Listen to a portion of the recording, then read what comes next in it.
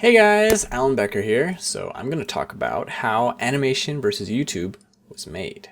First of all, every video that plays during the duration of the animation was used with permission from the owner of that video. That may not seem like such a big deal, but we're talking about YouTubers that have tens of millions of subscribers, YouTubers that are extremely hard to reach. I made a spreadsheet of all the YouTubers I wanted to feature and sent each one an email every month or so until I got a reply. Some replied right away, others never replied after 7 or 8 tries. Some of the hardest ones to reach were Smosh, PewDiePie, and the parents of Harry and Charlie from the Charlie Bit My Finger video.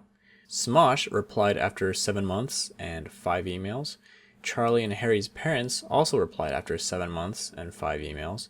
And PewDiePie was a special case because I happened to know someone who worked at Maker Studios, and that person was able to ask PewDiePie for me. Some YouTubers I wish I could have gotten but couldn't get permission from were Ryan Higa, Neil Cicierega, who made Potter Puppet Pals, Jason Steele, who made Charlie the Unicorn, the guys behind How Animals Eat Their Food, Superwoman, Casey Neistat, OK Go, and Neon Cat, who actually just told me no. So the acquiring of permission was an ongoing process that lasted about 14 months. I started out the animation by writing a storyline and making sure that it ended well, because the ending really defines how you feel about what you just watched. I don't use a storyboard because storyboards help you plan shots and camera angles, and my animation is more or less one continuous shot, and I don't use camera angles. It's all flat. Also, with a storyboard you decide what the setting will look like, but in my case the setting is already defined by the YouTube interface, so I can't really deviate from that. This was the first time that I hired animators to do actual character animation for me. I would set up the scene by moving some dummy characters around the screen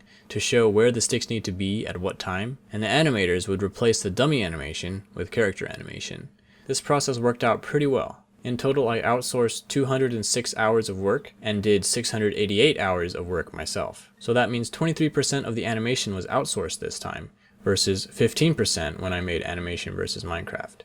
Slight improvement in terms of getting help with my animation. A huge part of the process was watching videos to find moments that could be useful in the animation. For example, videos where the camera is stationary and something is moving in a way that could beat up a stick figure. I spent so many hours watching videos, and since these are very popular videos, it was very easy to get distracted. I compiled and organized these into 3 categories: videos that cause direct damage to the stick figure, videos that cause walls or block the sticks from reaching the exit full screen button, and videos that move the exit full screen button around the screen. So there were 3 main waves of videos, essentially. Initially, I had the videos appear for only a few seconds each, similar to how fast they appear in the vehicle beat-up scene in the beginning. But the problem was that they flashed so fast that I realized that someone watching would have a really hard time processing everything on the screen. It works in the vehicle scene because all the videos are similar, but when each video is unique, a few seconds is not enough. These deleted scenes show you how different it was before I realized I needed to slow it down by a lot. I also transitioned away from using videos made by big YouTubers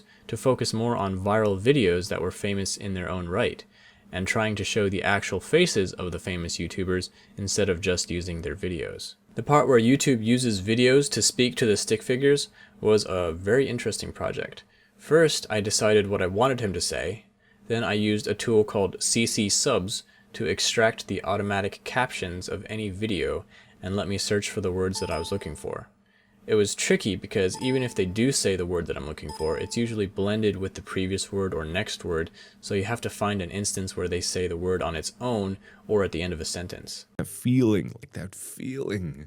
After searching through most of the videos of most of the YouTubers, I was able to pull together the sentence. Other than that, the actual process of making the animation required a lot of screenshots.